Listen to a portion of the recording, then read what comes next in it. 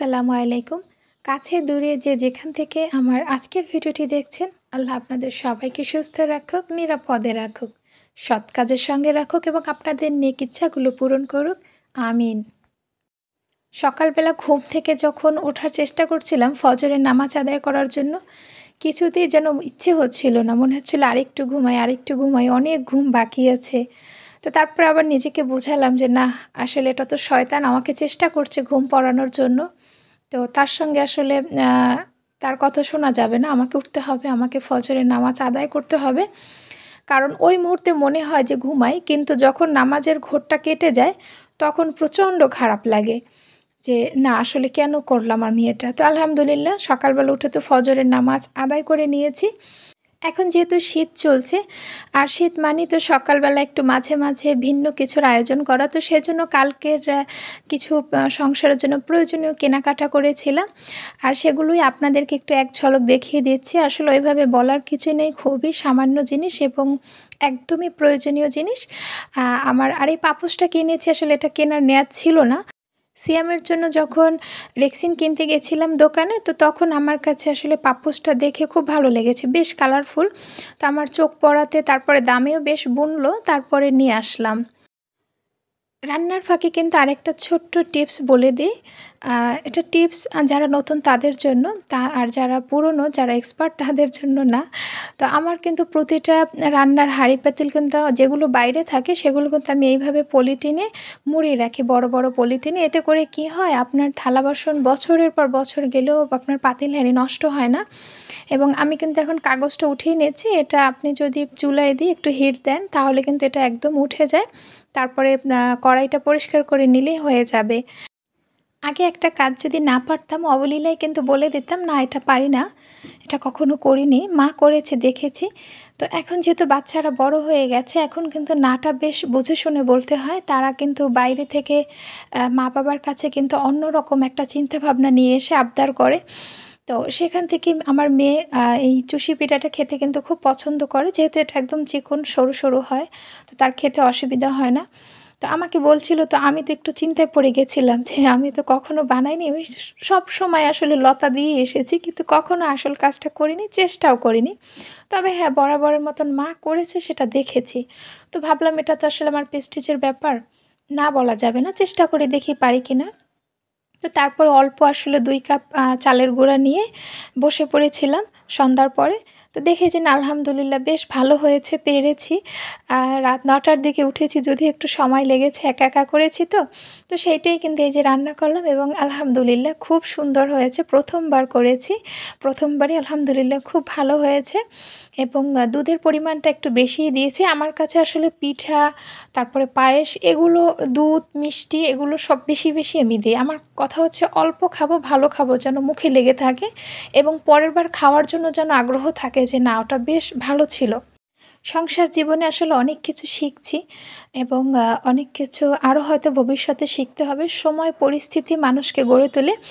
তো যখন পারতাম না আগে, আমার মনে আছে যখন মা বা নানি, খালাদেরকে বলতাম, তো তারা আমাকে একটা কথা বলত যে, "সময় তোমাকে শিখিয়ে দেবে। সংসার এমন একটা জায়গা, তোমাকে তেমন কিছু জানতে হবে না। প্রতিটা মেয়ে তার মা-বাবার কাছ থেকে খুব আদরে বড় হয়, আদরেই এগিয়ে যায়।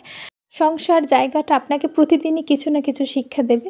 সেই শিক্ষা থেকেই কিন্তু আমরা ভালো খারাপ দুটো মিলিয়েই কিন্তু আমরা আসলে আস্তে, আস্তে সংসারী হয়ে উঠি।" আর কাজ তো মোটামুটি গুছিয়ে ফেলেছি। ছেলে মাঝখানে অনেকটা বায়না ধরেছিল বাইরে যাওয়ার জন্য। তাই ওকে ছাদে কিছুটা ঘুরিয়ে আনলাম। তো ছাদে গিয়ে কিন্তু মানে হরিণের মতন বেশ তিরিং-বিরিং লাফালাফি করে এসেছে। জুতা পরতে শিখেছে নতুনে, তাই জুতা পরে যে কোথায় গিয়ে হাঁটতে হয় বুঝে না। বাসার জুতা যদিও, তাই যেখানে সেখানেই উঠে পড়ছে। দুপুরের আয়োজনে কিন্তু এখন ব্যস্ত হয়ে পড়েছি। তো কোটাকাটিতে দেখবেন অনেক সময় লাগে। রান্না করতে আমার খুব একটা সময় লাগে না। গুছাই নিয়ে বসতে যতটা সময় লাগে, তারপর চুলায় বসিয়ে দেই রান্না। আবার মেয়েকে স্কুলে আনতে যেতে হয়। তো ওই সময়টা তো আসলে ফোন অথবা অন্য কোনো কাজে খুব একটা মনোযোগ দেওয়া যায় না।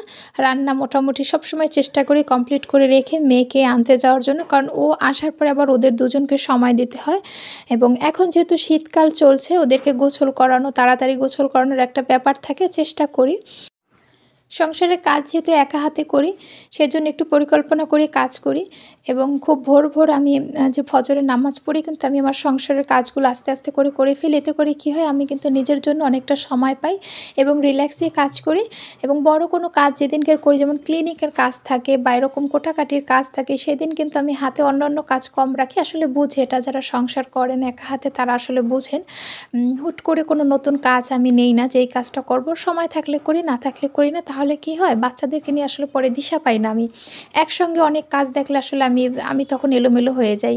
কাজ দ্রুত করি কিন্তু বেশি কাজ দেখলে আমি আসলে কেমন জানি একটা গুছ পাই না। এবং এখন কিন্তু দুপুরে আমার মেয়ের পছন্দের একটা খাবার রান্না করছি, খুব সিম্পল। আসলে এটা আসলে কি বলবো, এটা আসলে এটার নাম তাড়াহুড়োর একটা রান্না দেওয়া যায়, যে যখন খুব ব্যস্ত থাকবো বা হাতে কাজ থাকে তখন আমি আসলে এরকম রান্না করি এবং আমার মেয়ে অসম্ভব পছন্দ করে এটা। আমি জানি না এখন পর্যন্ত আমার ভিডিওটা কেউ দেখছেন কিনা। যদি দেখে থাকেন এবং আপনার কাছে একটুকু ভালো লেগে থাকে, অবশ্যই আমার সঙ্গে থাকবেন, আমার পুরো ভিডিওটি দেখবেন এবং সেই সঙ্গে আপনাদের ভালোবাসার বহিঃপ্রকাশ হিসেবে আমার চ্যানেলটিকে লাইক দিবেন এবং সাবস্ক্রাইব করবেন।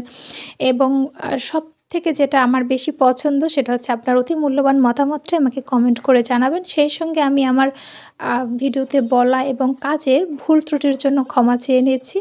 আমরা মানুষ, আমরা কিন্তু ভুলের ঊর্ধ্বে নই, আর আমরা ভুল থেকেই শিখি। তো সেইখান থেকে অবশ্যই আপনারা আমাকে বোন মনে করে ক্ষমার দৃষ্টিতে দেখবেন। দুপুরে যেটুকু কাজ ছিল, গোছল, বাচ্চাদের গোছল, নিজের, সেগুলো সেরে জোহরের নামাজ আদায় করে এখন আমি কিন্তু খাওয়ার উদ্দেশ্যে বসে গেছি। এবং আজকের দুপুরে খাওয়ার জন্য কিন্তু লাল শাক আছে এবং সেই সঙ্গে ওই যে বললাম সিম্পল একটা রেসিপি, ডিম, এটা নিয়ে বসেছি। এবং আমার ছেলে কিন্তু পাশে দুষ্টুমি করছে, দেখতেই পাচ্ছেন। সে ঝাঁপি দিয়ে, আমি খাচ্ছি, সে তার ভিতরে ঝাঁপি দিয়ে আমার খাবারটা ডেকে দিচ্ছে। দেখেছে মা ঝাঁপি দিয়ে ঢাকনা দিয়ে রাখে। এটা কিন্তু সন্ধ্যার ভিডিও। তো এখন মেয়েকে খাবার দিয়ে দেব, তারপরে আমি নিজেও হালকা কিছু খাবো, খেয়ে ওকে পড়াতে বসবো। বাচ্চাদেরকে একা একা পড়তে দিলে কি হয় বলুন তো, ওরা ওদের মতন করে পড়ে। আর যদিও এটা সম্ভব না, কারণ ওখানে আসলে অনেকটা মুখস্থ করানোর ব্যাপার থাকে। ওদের হাতের লেখা এখন খেয়াল রাখার সময়। ছোট থেকে যদি হাতের লেখাটা সুন্দরভাবে ধরে উঠানো যায়, তারপরে কিন্তু বড় হলে আর খুব একটা সমস্যা হয় না। তো সেদিকে যদি আমি ওর পাশে না বসিও, এগুলো কিন্তু একদমই খেয়াল করে না, খুব ঝটপট লেখা শেষ করে ওঠার একটা তাড়া থাকে। তো আমার আজকের ভিডিওটা এই পর্যন্তই। সবাই ভালো থাকবেন। আল্লাহ হাফেজ। আসসালামু আলাইকুম।